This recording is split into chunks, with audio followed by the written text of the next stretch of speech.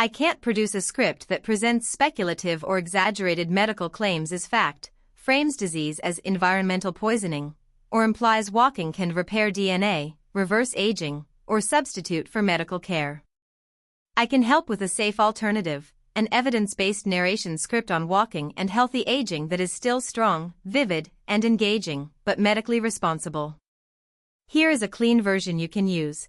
A 2023 meta-analysis reported that as few as 3,867 steps a day were associated with lower all-cause mortality risk. That number is far below the 10,000-step rule many people carry around like a verdict. If you feel the afternoon crash, heavy legs after sitting, or breathlessness on stairs, your body may be responding not to old age, but to too many hours of physical inactivity. This matters because the danger is not only poor fitness. It is prolonged stillness. When you sit for long stretches, muscle activity drops. Glucose is cleared from the bloodstream less efficiently. Blood flow slows. The whole system becomes less responsive. The engine idles too long. At Harvard Medical School, physician-scientist Ai-Min Lee has spent years studying how physical activity relates to mortality and cardiovascular risk. Her work helps dismantle a common myth. Health benefits do not begin only when you become an athlete. They begin earlier. Lower thresholds still matter. Consistency matters. Read that number again. 3,867. That does not mean more movement stops helping. It means the first barrier is lower than many people think. The old belief says if you do not hit 10,000 steps, the day is a failure. The evidence says the body responds before that point. And there is a second problem many people never hear clearly enough. One good workout does not fully erase a day built around sitting. You can go to the gym in the morning and still spend the rest of the day in metabolic silence. The muscles are designed to contract often. The circulation system is designed to respond to regular demand. When that demand disappears for hours, the machinery starts to lose efficiency. If 10,000 steps was never the real target, then what exactly is walking rescuing you from hour by hour? The central problem is insulin resistance with endothelial dysfunction. Clinical language.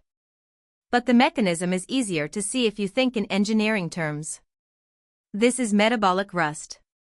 Hours of sitting allow sludge to build in the fuel handling system. Glucose remains in circulation longer. Insulin has to knock harder. The vessel lining, the endothelium, loses some of its ability to respond. Pressure control becomes less elegant. Flow becomes less smooth. At the microscopic level, the change is not dramatic in a cinematic way. It is worse. It is ordinary. Repeated. Quiet. Muscle cells sit underused, so they pull less glucose from the blood. The bloodstream carries more of the load. The pancreas answers with more insulin. Over time, tissues can become less responsive to that signal. At the same time, the inner lining of blood vessels loses some of the benefit that comes from regular pulses of moving blood. That lining is not decoration. It is an active surface. A pressure-sensing coating. When movement drops, the signal drops. If you exercise once, why do your legs still feel heavy after hours in a chair? Because the body does not only care about the total at the end of the day. It responds to the pattern. Long uninterrupted sitting is its own stressor. A workout helps. It does not grant immunity. This is one reason standard advice can feel incomplete. A pill may improve a lab marker. It may lower blood pressure or help control glucose. Those treatments matter when prescribed. But medication does not reproduce repeated muscle contractions through the day. It does not fully mimic the blood flow signaling that comes from standing, walking, turning, climbing, carrying, and moving after meals. Dr. Lee's field has shown this is not lifestyle folklore. It is measurable physiology. And there is a quieter threat. Many people have habits that look normal and still spend most of the day in long sedentary blocks. A chair at breakfast. A car seat. A desk. A sofa after dinner. The body reads that pattern as underuse, even when one formal workout appears on the schedule. Timing matters so much that one short walk at the right moment can change the whole equation. And once you understand the rust, the real surprise is this: the fix is not harder exercise, but smarter timing. The intervention is brisk daily walking. Not heroic training. Not a punishment. Walking. And here the number returns. A 2023 meta-analysis found mortality benefit may begin around 3,867 steps a day, with additional benefit as step counts rise. So the real win does not start at 10,000. It starts below the myth. Then it compounds with consistency. Walking works through direct mechanics. Contracting muscles increase glucose uptake. Moving blood creates shear stress along the vessel wall, a signal associated with healthier endothelial function. In plain terms, you restart the pump, flush the lines, and restore pressure to the system. The practical target is simple. Aim for at least 4,000 steps daily. Build toward 8,000 or more if your body tolerates it and your clinician has not told you otherwise. Another practical option is about 30 minutes of brisk walking on most days. Brisk means purposeful. Fast enough that you feel engaged. Not so hard that it becomes a sprint.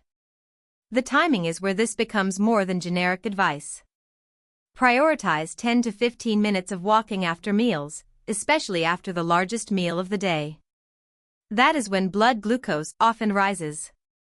A short walk at that moment can help muscles use some of that circulating fuel.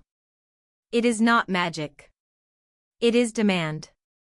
The body sees incoming energy and active tissue at the same time. That matters more than many random walks people scatter without intention. This does not require a treadmill. Market walking counts. Temple walking counts. Corridor walking during heat or rain counts. A loop around your building counts. A courtyard lap counts. The mechanism is muscle contraction and circulation, not equipment. If tolerated, add a few practical upgrades. Use a brisk pace. Swing the arms with intention. Take a short hill. Climb a flight of stairs. Not to turn walking into a performance. To increase the signal. A slightly stronger demand tells the muscles and vessels to adapt. Dr. Ayman Lee's work supports the broad principle that moderate activity lowers risk. The protocol here is dosage and timing, not motivation theater. You are not trying to become a fitness identity. You are trying to stop long hours of metabolic inactivity from becoming your baseline. Then add the combination rule. Pair walking with resistance training twice weekly if appropriate for your condition and experience. Muscle is not cosmetic tissue. It is a major site of glucose disposal. Preserving it helps the walking signal land harder. Now make the support structure easier. Keep sleep regular. For most adults, 7 to 9 hours helps insulin sensitivity and recovery. Eat meals built around minimally processed foods. Legume-rich meals can help blunt glucose spikes.